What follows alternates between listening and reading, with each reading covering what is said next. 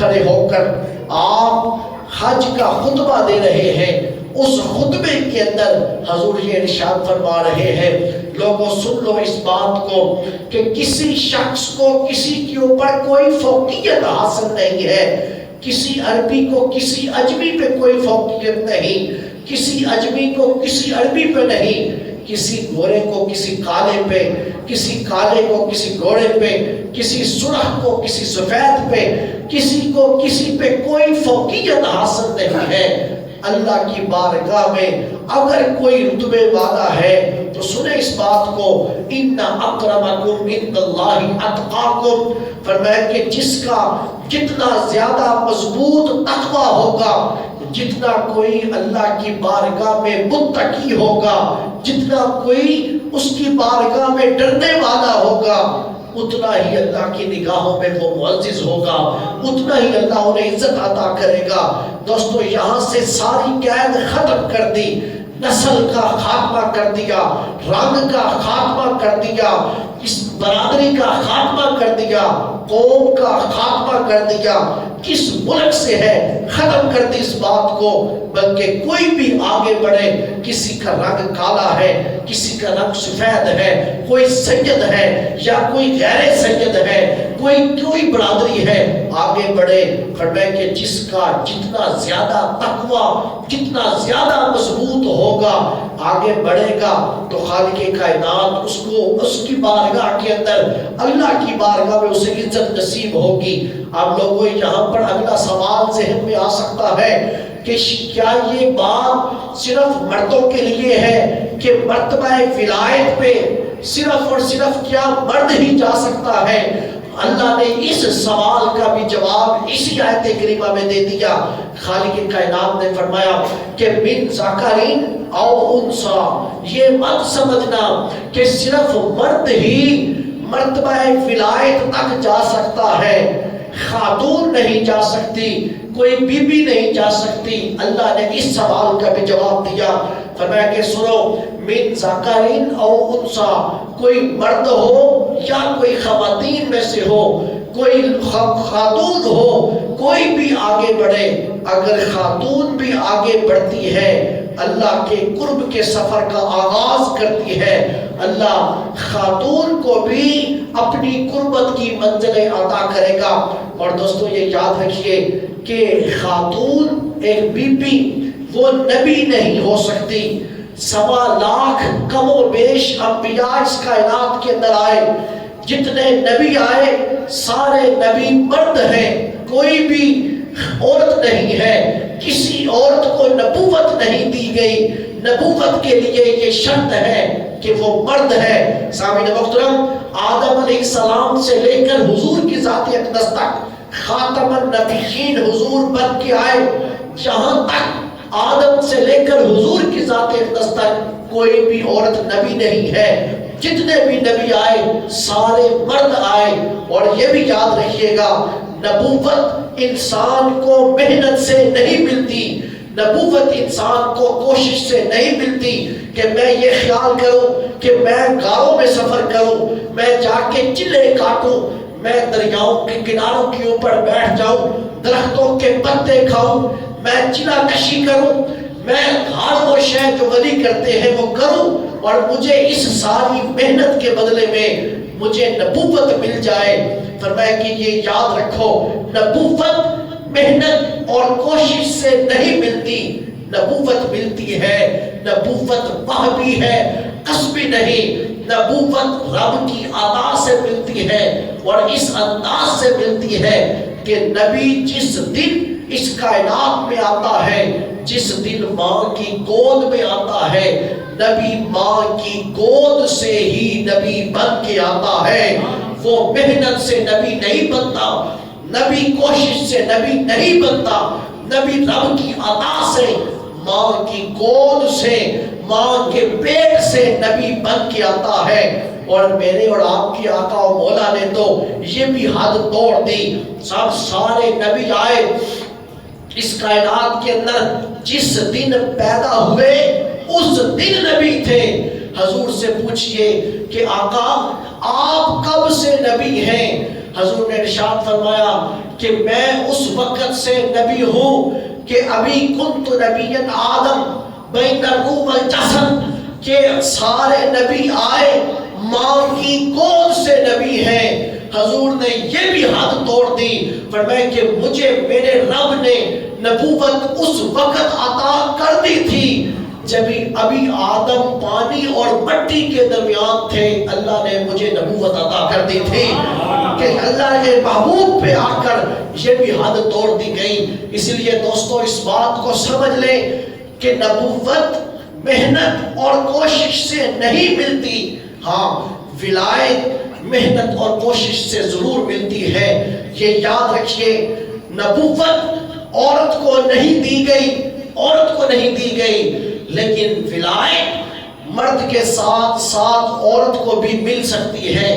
ولایت کوشش سے بھی ملتی ہے، اور ولایت میں رب کریم یوں بھی ہو جاتا ہے کہ کبھی ماں کی پیٹ سے بھی پیدا ہونے والا بچہ ولی ہو سکتا ہے، اور ولی کوشش سے بھی بن سکتا ہے، لیکن نبی کوشش سے نہیں بنتا، ہرگز نہیں بنتا۔ سامعین محترم، پھر آپ دیکھیے اللہ خالق کائنات نے فرمایا کہ من ذکرین او انثی، مرد ہو یا عورت ہو۔ اب خواتین کے اندر کوئی ایک نام نہیں ہے جو ہمیں ولی کی فہرست میں دیکھنا ہو۔ نبوت کی فہرست میں کسی عورت کا نام نہیں ملے گا، لیکن مرتبہ ولایت کی فہرست دیکھنی ہو تو بڑے بہا نام ملیں گے۔ سیدہ کائنات کو دیکھیں، حضور کی ازواج مطہرات کو دیکھیے، صحابیات کو دیکھیے، تابعات کو دیکھیے۔ سامعین محترم، یہ ساری خواتین ہیں اور مرتبہ ولایت پہ ہیں۔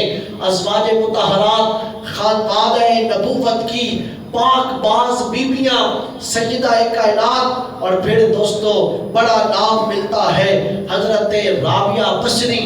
یہ وہ خواتین ہیں جو بڑے بڑے نام ہیں، اور ان کا نام ہمیں ولایت کی فہرست کے اندر دکھائی دیتا ہے۔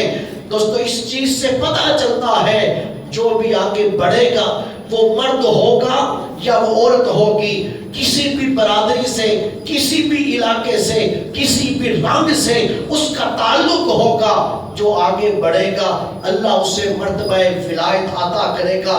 لیکن ساتھ ایک شرط لگا دی، اور وہ شرط کیا ہے کہ کوئی یہ خیال کرے، کوئی یہ کافر یہ خیال کرے کہ میں نیک اعمال کروں، میں نیک اعمال کروں، نیکی میں عبادت میں وقت گزاروں، لیکن یاد رکھیے جو اہل ایمان ہیں اسی کو ہی مرتبہ ولایت نصیب ہوگا۔ وَهُوَ مُؤْمِنٌ کی شرط لگائی کہ اعمال صالح کے لیے ضروری ہے کہ بندے کے پاس پہلے ایمان ہونا چاہیے۔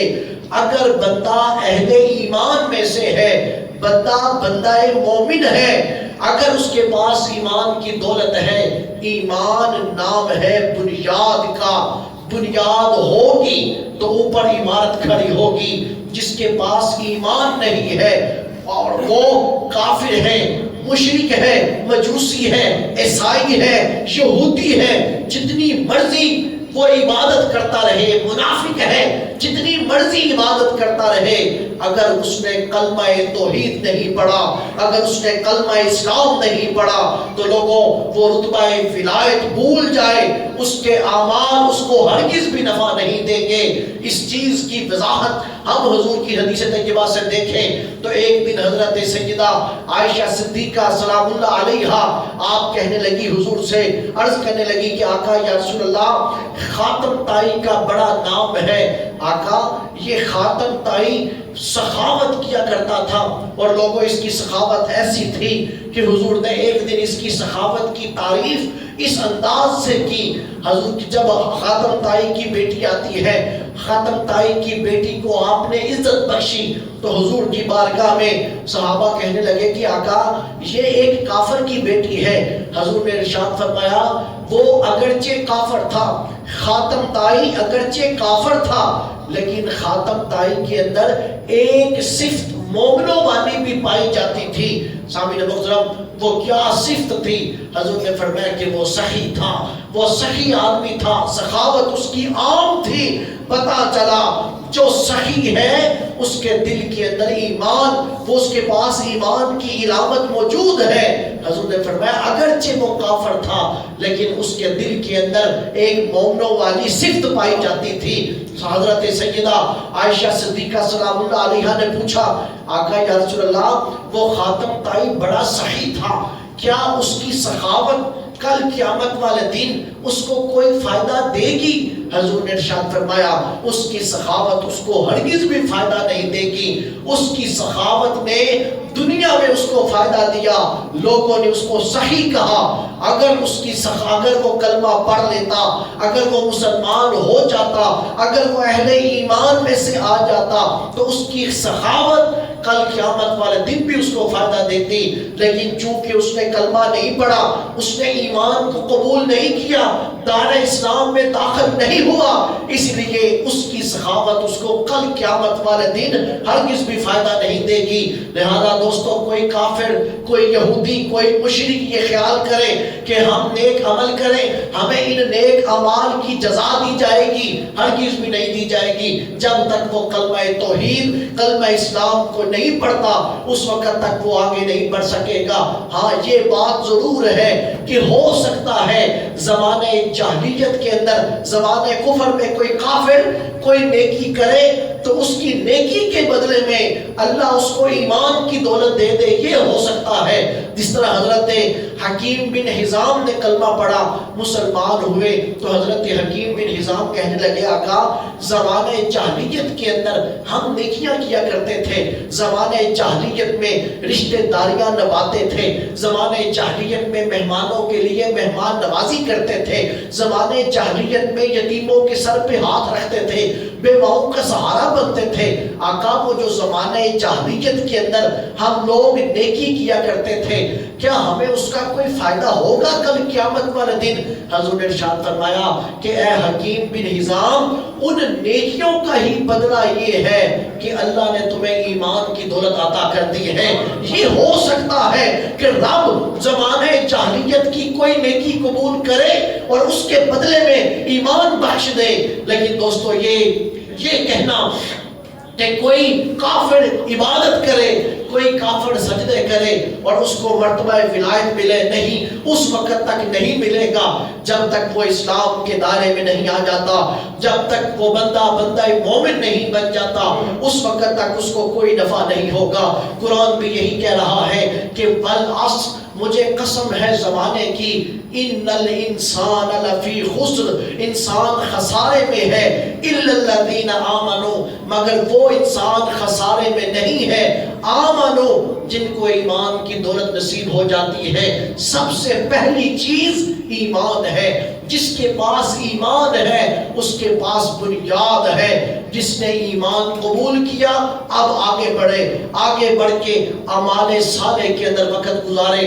دوستو جو اعمال صالح میں وقت گزارے گا، جو اعمال صالح کے اندر زندگی گزارے گا، اسی کے لیے ہی پھر خالق کائنات مرتبہ ولایت کا اعلان کرتا ہے.